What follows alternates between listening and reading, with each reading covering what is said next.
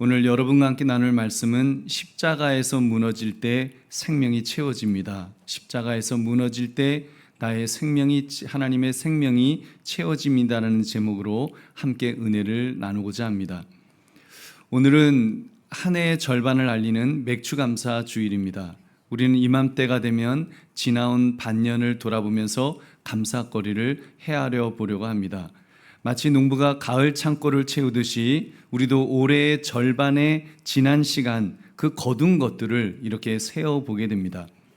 오늘 이 자리에 나와 예배드릴 수 있는 건강, 점점 성숙해져가는 자녀들의 모습, 힘든 중에도 지금까지 지키고 있는 직장과 사업장, 학생들에게는 학업, 이런 것들이, 감사할 것들이 얼마나 많은지 모릅니다. 이 모든 것을 허락하신 하나님께 감사해야 될 줄로 믿습니다. 근데 문득 이런 질문이 떠올랐습니다. 우리의 감사는 언제나 이렇게 덧셈의 결과물이어야만 하는가? 내가 얻어낸 것, 내가 지켜낸 것, 내가 쌓아 올린 것만이 하나님께 감사할 것들인가? 라는 그런 질문 말입니다. 만약 그렇다면 올해 한 해 동안에, 이 상반기 동안에 아무것도 얻지 못한 것 같은 분들은 올해 맥주 감사 주일을 어떤 식으로 맞이해야 되겠습니까? 소중한 것을 잃어버리고 공들였던 탑이 무너지는 실패를 겪은 사람은 오늘 이 감사 주일에 어떤 노래를 부를 수 있는 것일까요? 우리의 감사절은 그저 성공한 사람들만의 축제인 것일까요? 이런 질문을 한번 던져봅니다. 성경은 우리의 상식과는 다른 차원의 감사를 말씀해주고 있습니다. 가득 채워진 창고가 아니라 텅 비어버린 들판에서도, 실패의 깊은 밑바닥에서도, 심지어 나는 끝났구나라는 한숨 속에서 비로소 피어나는 신비한 감사를 말씀해 주셨습니다. 여러분, 그것은 모든 것이 끝나는 자리, 모든 것을 빼앗긴 자리, 모든 인간적 희망이 무너지는 바로 그 자리에서 시작되는 감사인 것입니다. 그것이 무엇일까요? 그러므로 오늘 말씀, 십자가에서 무너질 때 생명이 채워집니다. 이 제목처럼 하나님께서 우리에게 채워주시는 생명이 어떠한가를 묵상하시는 이 시간 되시기를 주의 이름으로 축원합니다. 첫 번째로 우리가 세 가지를 살펴보겠는데, 첫 번째로 십자가는 나라는 폭군을 향한 사망 선고의 자리라는 사실입니다. 나라는 폭군을 향한 사망 선고의 자리. 서두에서 던졌던 질문을 기억하실 것입니다. 모든 것을 잃고 끝났다고 느끼는 자리에서 어떻게 감사가 시작될 수 있는가라는 질문의 답. 여러분, 그 답은 내가 죽어야 한다는 것입니다. 원죄를 가진 인간은 모두 자기라는 이름을, 그 이름의 왕국을 건설하면서 살아갑니다. 그 왕국은 아주 견고하고 튼튼해 보입니다. 그 왕국의 왕자에는 내 자신, 나 자신이 앉아 있습니다. 자기의 경험이 법이고, 자신의 계획이 그 왕국의 정책이고, 자기 감정이 그 나라의 여론이 되는 왕국입니다. 청년들은 자신의 스펙으로 그 왕국의 외벽을 쌓아갑니다.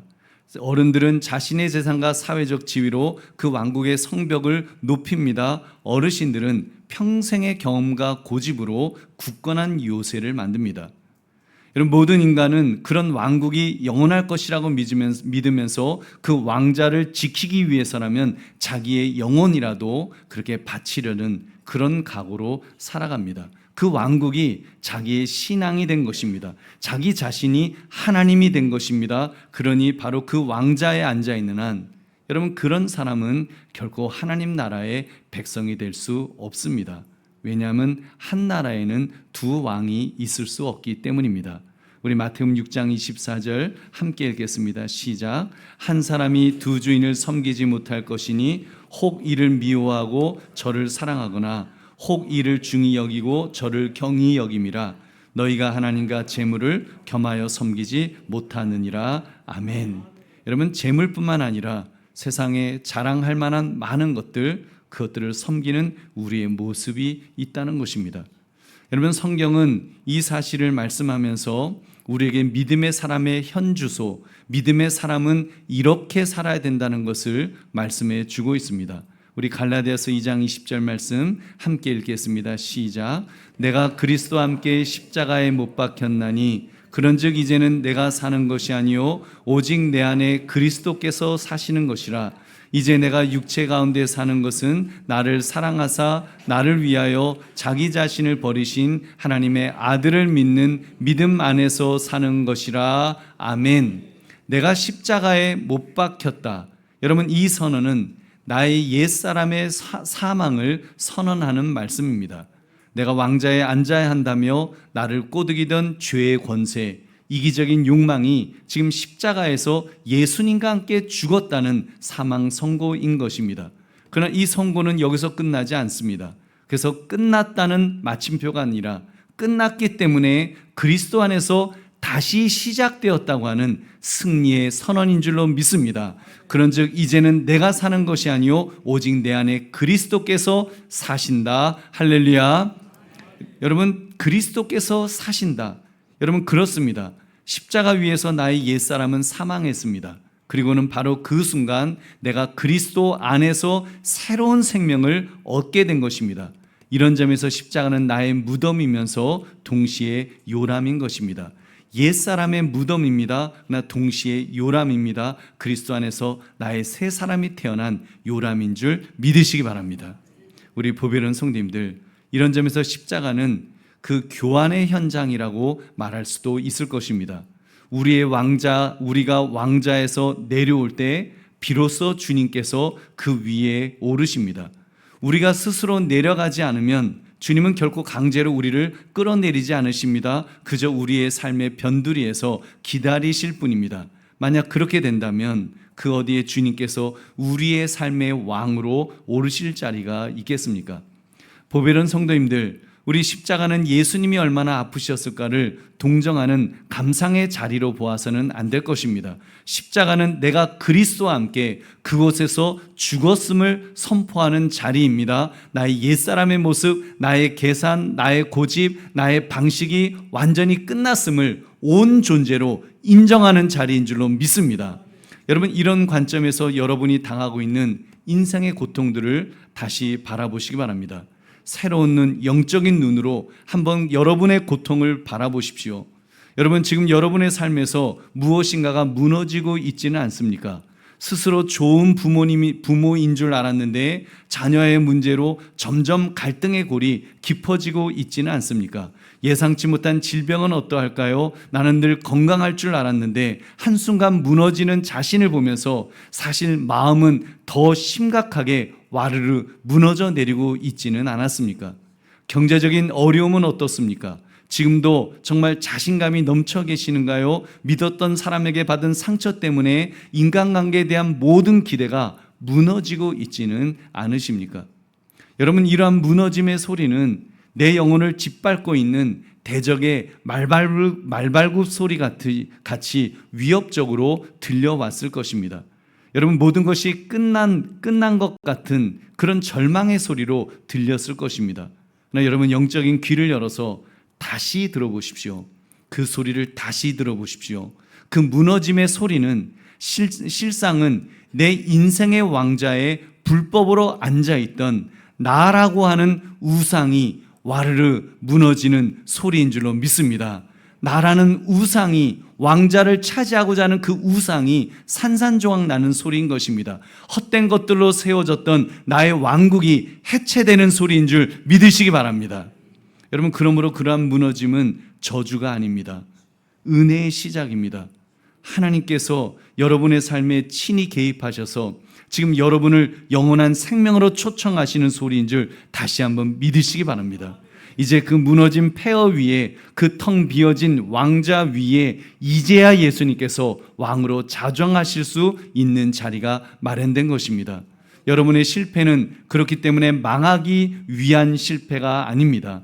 여러분의 상처는 영원히 죽도록 하기 위함이 아닌 것입니다. 여러분의 눈물은 버려지지 않고 가장 아름다운 보석으로 반짝이게 될 줄로 믿습니다.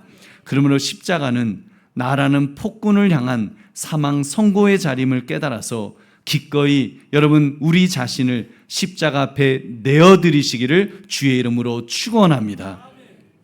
두 번째, 십자가는 또한 나의 상처가 하나님의 통로가 되는 기적이 일어나는 곳임을 우리는 깨달아야 됩니다. 기적이 일어나는 곳이 바로 십자가입니다. 십자가에서 옛사람이 죽어야 왕자를 비울 수 있다고 했습니다. 나의 왕국이 무너지고 나의 왕좌가 비어지는 것, 그것이 신앙생활의 출발점이라고 말해도 과언이 아닐 것입니다. 그러나 여기에 한 가지 중요한 질문이 제기됩니다. 그래서요, 다 비워져서요, 그러면 그 다음에는 뭐가 있나요? 내가 깨어지고 내가 부서지고 무너지고 다 비워지고 나면 뭐가 남는 거죠? 텅 비워진 것은, 여러분, 그것은 빈 공간일 뿐입니다. 무너진 폐허는 황량할 뿐이죠, 공허한 것은 허무한 것입니다. 많은 사람들에게 깊은 울림을 주었던 법정 스님의 무소유 사상, 여러분, 멋지게 들릴 수는 있지만 사실은 그 한계가 있습니다.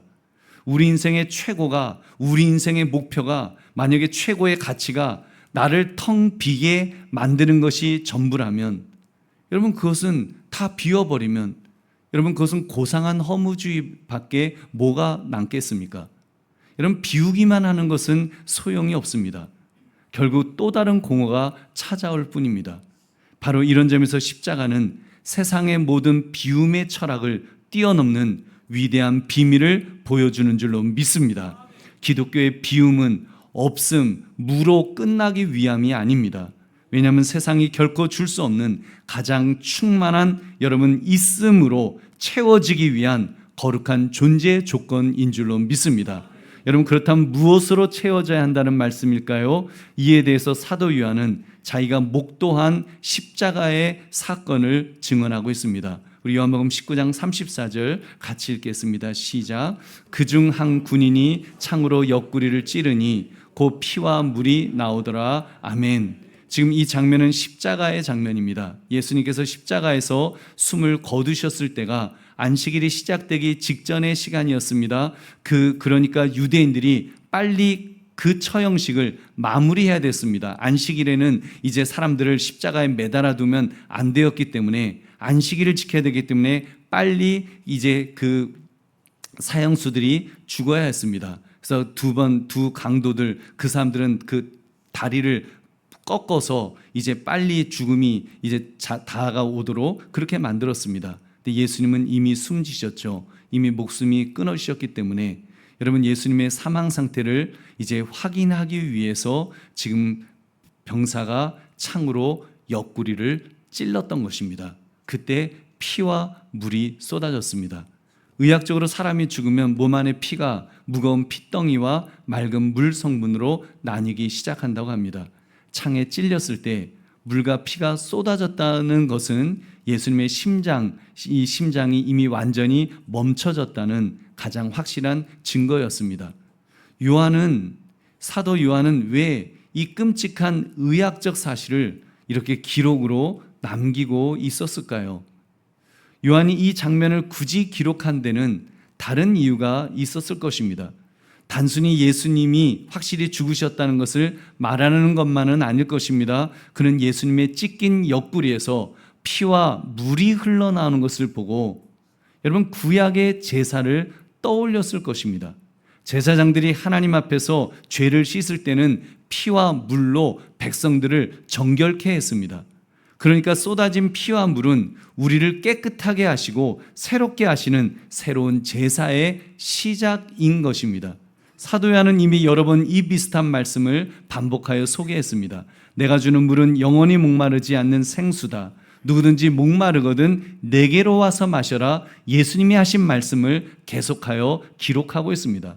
예수님이 예수님 자신을 생수라고 하셨습니다. 그래서 와서 마셔라. 너희는 마셔야 된다. 나를 마셔야 된다라고 말씀하셨습니다. 지금 예수님의 옆구리에서 흘러나온 물은 바로 그러한 생수를 상징하는 줄 믿으시기 바랍니다.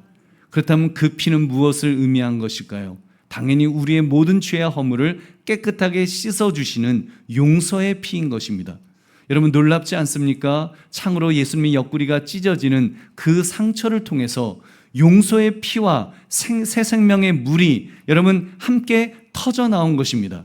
그 모습은 마치 천지창조 때 아담이 그 깊이 잠들었을 때 그의 옆구리에서, 그의 옆구리를 열어서 그의 아내 하와가 태어난 것을 생각나게 만듭니다.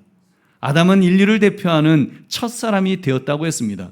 그리고 예수 그리스도는 우리 모두를 구원하러 오신 마지막 아담이신 줄 믿으시기 바랍니다. 예수님은 마지막 아담이십니다. 마지막 아담이신 예수님께서 옆구리의 상처를 입으셨습니다. 그리고 그 옆구리 상처를 통해서 그 물과 피가 쏟아진 것은 그분의 신부인 교회와 모든 성도들이 태어난 것인 줄 믿으시기 바랍니다. 그러면 예수님의 옆구리 상처는 단순히 죽음의 흔적이 아닙니다. 그것은 저와 여러분을 살리는 생명의 샘을 상징하는 줄로 믿습니다. 하나님의 사랑이 지금도 쏟아져 내려지는 은혜의 통로인 줄 믿으시기 바랍니다. 여러분, 그렇습니다. 피는 우리의 죄를 없앱니다. 물은 우리에게 생명을 흘려 보내줍니다. 십자가에서 예수님의 옆구리가 열릴 때 죄와 절망으로 굳게 닫혀있던 우리의 속사람의 생명의 문도 함께 열린 줄 믿으시기 바랍니다. 여러분, 다시 한번 이해하기 쉽게 정리해 드리겠습니다. 그 피는 우리의 과거를 해결하였습니다. 우리가 지었던 모든 죄, 부끄러웠던 실수, 지워지지 않았던 죄책감까지 예수 그리스도의 피가 우리의 모든 과거를 깨끗하게 지워주신 줄로 믿습니다. 물은 우리의 미래를 책임집니다. 죄가 씻겨 텅 비어버린 이제 우리 마음에, 비워진 우리 마음에 하나님께서 새 생명을 부어주시는 것입니다.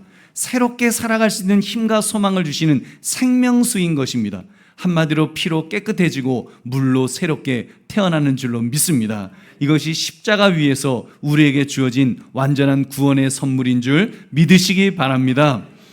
여러분, 이제 이해가 되셨죠? 예수님의 몸 옆구리가 창으로 찔려서 틈이 생겼을 때 바로 그 파괴의 지점에서 우리를 살리는 생명의 강이 터져 나온 것입니다. 할렐루야.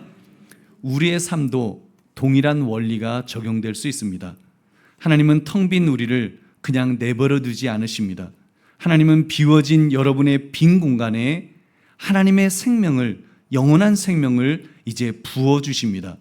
여러분이 가장 아파하는 상처, 가장 숨기고 싶은 그런 실패의 자리, 바로 그 찢겨진 옆구리와 같은 그곳으로 주님의 피가 스며들게 하십니다. 주님의 영원한 생명수가 흘러 들어가게 하시는 것입니다.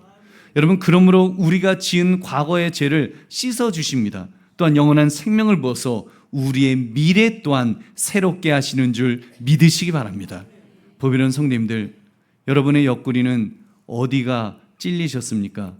그 상처가 너무 깊어서 그 상처를 통해서 세상의 모든 슬픔과 괴로움과 불행이 모두 들어올 것만 같지 않으십니까? 여러분, 그렇지 않습니다. 이제 그 상처를 영의 눈으로 다시 바라보십시오. 그 상처는 더 이상 여러분을 저주하는 상징이 아닙니다. 그것은 예수님의 생명이 여러분에게 흘러 들어가는 입구가 될 줄로 믿습니다. 하나님의 은혜가 여러분 안에 가득 채워지는 축복의 통로가 되는 것입니다. 여러분, 그러므로 십자가는 또한 나의 상처가 하나님의 통로가 되는 기적이 일어나는 곳임을 깨달아서 어떤 상황에서도 소망을 잃지 마시기를 주님의 이름으로 축원합니다. 세 번째, 십자가는 비움이야말로 가장 큰 감사임을 깨닫게 해주는 학교입니다. 여러분, 우리는 지금까지 두 개의 중요한 진리를 우리는 다루었습니다. 첫째, 십자가는 나라는 폭군을 향한 사망 선고라고 했습니다. 둘째, 그 십자가는 나의 상처가 하나님의 통로가 되는 기적이 일어나는 곳이라고 했습니다. 이제 마지막 질문이 남았습니다. 그렇다면 저와 여러분에게 이 모든 것이 맥주 감사 주일과 어떤 관련이 있는가라는 질문입니다. 여러분, 우리는 보통 감사를 좋은 결과에 대한 반응이라고 생각합니다. 좋은 대학에 합격했을 때, 사업이 성공했을 때, 병이 나았을 때, 즉 내가 원하는 결과물을 손에 쥐었을 때 드리는 것이 감사라고 생각하죠. 여러분, 이것은 바로 세상이 가르치는 감사입니다. 세상의 가치로 감사는 그런 것입니다. 근데 여러분, 그 감사에는 반드시 내가 얻은 것에 대한 목록이 있어야지, 목록이 길어야지 여러분 감사할 수 있지 않겠습니까? 그러나 여러분, 오늘 우리가 십자가 밑에서 발견한 진리는 그런 것이 아닙니다. 이런 것입니다. 진정한 감사는 좋은 결과에 대한 반응이 아니라는 사실입니다. 좋은 결과만에 대한 반응이 아닙니다. 하나님과의 관계에 대한 반응인 줄 믿으시기 바랍니다. 생각해 보십시오. 나의 왕국이 굳건하고 나의 힘이 넘칠 때 하나님께 감사하는 것은 엄밀히 말하면 그 감사의 중심에 나 자신이 왕으로 여전히 앉아 있는 것입니다. 하나님이 도와주셨다고 말하죠. 하나님이 도와주시기는 했지만 그래도 내가 열심히 일했으니까 이렇게 얻은 거예요. 그런 마음이 있죠. 하나님의 은혜이긴 하지만 나의 선택이 탁월했기 때문이 아닌가, 그런 생각을 가집니다. 우리는 감사의 제단 앞에서조차 하나님의 영광을 교묘하게 훔쳐서 나의 공로로 포장하는 것입니다. 이런 감사가 진짜 감사라고 할 수 있을까요? 여러분, 그런 감사는 언제든지 불평으로 변질될 수 있지 않겠습니까? 상황이 조금만 나빠져 보십시오. 조금만 사업이 안 돼 보십시오. 다시 조금만 병이 생겨 보십시오. 하나님 어떻게 나에게 이렇게 하실 수 있느냐고, 나를 어떻게 이렇게 취급하시냐고 원망의 칼을 빼어들 것입니다. 왜 그럴까요? 그 감사의 뿌리가 하나님이 아닌 나의 성공에 박혀 있기 때문입니다. 근데 여러분, 나의 왕국이 무너지고 나라는 폭군이 사망 선고를 받게 되면 이제는 내 힘으로 할 수 있는 것이 아무것도 없다는 것을 깨닫게 됩니다. 그런 사람은 더 이상 하나님 앞에서 자신의 공로나 업적을 주장하지 못할 것입니다. 주장할 것이 남아있지 않는데 뭘 어떻게 주장하겠습니까? 여러분, 오직 텅 빈 두 손을 들고 설 뿐입니다. 그런데요, 여러분, 그 순간이 인생 끝나는 절망의 시간일까요? 여러분께서 정말 다 비워지고 아무것도 없으면 그러면 절망의 시간이 시작된 것일까요? 여러분, 오히려 그 무너진 틈으로 주님의 생명이 흘러들어오는 경험의 시간이 될 줄 다시 한번 믿으시기 바랍니다. 모든 것이 주님의 은혜임을 고백하게 될 것입니다. 여러분, 내가 지금 아침에 눈을 뜬 것도, 지금 숨을 들이킬 수 있는 것도 사실 하나님의 은혜임을 깨닫게 됩니다. 여러분, 젊었을 때는 숨 쉬는 거 잘 쉬죠. 연세 들어보세요. 어느 날 보면 내가 숨 못 쉬고 갑자기 어지러워요. 그럴 때는 어떻게 합니까? 숨을 내가 또 의지적으로라도 숨을 쉬면 다시 정신이 차려집니다. 나의 약함이, 그래서 정말 호흡하는 것조차도 하나님의 은혜라는 것을 깨닫기 시작하는 것입니다. 여러분, 정말 내가 소유한 것이 다 없어졌다고 할지라도 내가 주님 앞에서 오늘도 예배 드릴 수 있는 이것만으로도 막 마음에 그 감격이 생길 때 여러분, 그것이 진짜 감사인 줄로 믿습니다. 왜요? 이제는 내가 사는 것이 아니요 내 안에 그리스도가 사시는 것을 고백할 수 있기 때문입니다. 여러분, 주님의 생명이 흐르고 있음을 체험하게 될 줄로 믿습니다. 이 진리를 깨닫는 사람에게는 감사하지 않을 일이 없습니다. 성공은 성공대로 주님이 하셨기 때문에 감사할 것입니다. 실패는 실패대로 나의 옛사람을 무너뜨리고 주님으로 채우시는 과정이기 때문에 감사하게 될 줄로 믿습니다. 건강하면 주님의 생명이 넘치는 증거이기 때문에 감사할 것입니다. 그러나 병들면 나의 연약함을 통해서 주님의 능력에 머무는 기회라는 것을 알기 때문에 또 감사하게 될 줄로 믿습니다. 그렇습니다. 진짜 감사는 모든 것이 끝난 사람만 드릴 수 있습니다. 아직도 자아가 시퍼렇게 살아있는 사람은 끊임없이 불평하지만 자아가 끝난 사람은 모든 것에 감사하게 될 것입니다. 왜냐하면 자기 힘으로는 도저히 살 수 없다는 것을 알기 때문입니다.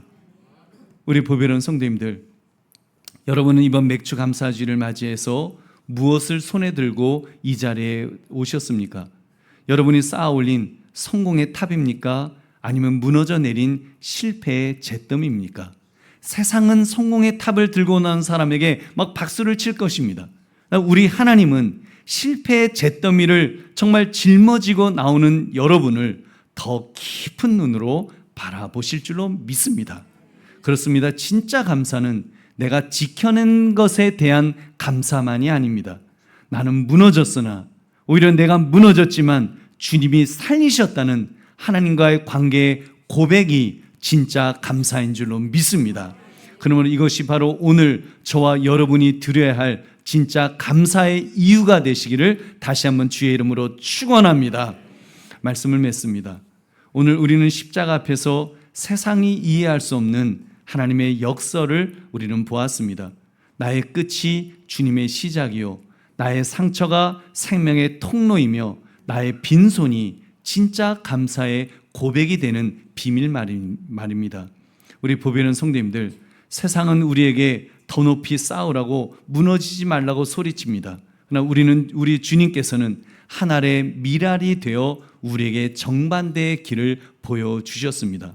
요한복음 12장 24절 같이 읽겠습니다. 시작. 내가 진실로 진실로 너희에게 이르노니 하늘의 밀이 땅에 떨어져 죽지 아니하면 하늘 그대로 있고 죽으면 많은 열매를 맺느니라. 아멘. 죽어야 열매를 맺는다. 무너져야 채워진다는 것입니다. 비워져야 채워집니다. 썩어져야 새 생명이 태어납니다. 이것이 하나님 나라에 흔들리지 않는 법칙인 줄로 믿습니다. 그럼 보배로운 성도님들, 이제 우리는 이 원리를 붙들고 이렇게 다짐하며 살아갑시다. 올 상반기 여러분의 삶이 혹시 무너졌다면 오히려 하나님께 감사하십시오. 절망의 자리가 아니라 하나님께서 여러분 안에 새로운 일을 시작하고 계시는 거룩한 축복의 시간임을 믿으시기 바랍니다. 이번 맥주감사절에 하나님께서 여러분에게 받기 원하시는 가장 복된 첫 열매는 여러분의 성공 목록이 결코 아닙니다. 오히려 지난 반년 동안에 처절하게 무너지고 깨어진 여러분의 삶, 여러분의 마음이 오히려 하나님께서 원하시는 첫 열매일 것입니다. 그 무너진 잿더미 속에서 나는 끝났지만 이제 내 안에 예수님이 사십니다. 주님, 나는 끝난 것 같지만 주님, 그렇기 때문에 이제는 내 안에서 예수님이 사시고 예수님이 살려주신 것을 믿습니다. 여러분, 이 고백이야말로 살아있는 감사의 열매인 줄로 믿습니다. 그러므로 이렇게 고백합시다. 주님, 저는 무너졌지만 주님이 저를 채우실 것이기 때문에 감사합니다. 이 깨어진 나를 주님의 첫 열매로 받아주십시오. 여러분, 이렇게 고백하시는 저와 여러분 되시기를 다시 한번 주의 이름으로 축원합니다. 우리 기도하겠습니다. 말씀 생각하시면서 하나님, 그렇게 살기를 원합니다. 참으로 나는 무너졌지만 하나님, 그 무너진 십자가에서 무너질 때 새 생명이 채워짐을 깨달아서 주님 바라보고 주님 붙드는 자 되게 해달라고 우리 주여 한번 외치고 기도하겠습니다.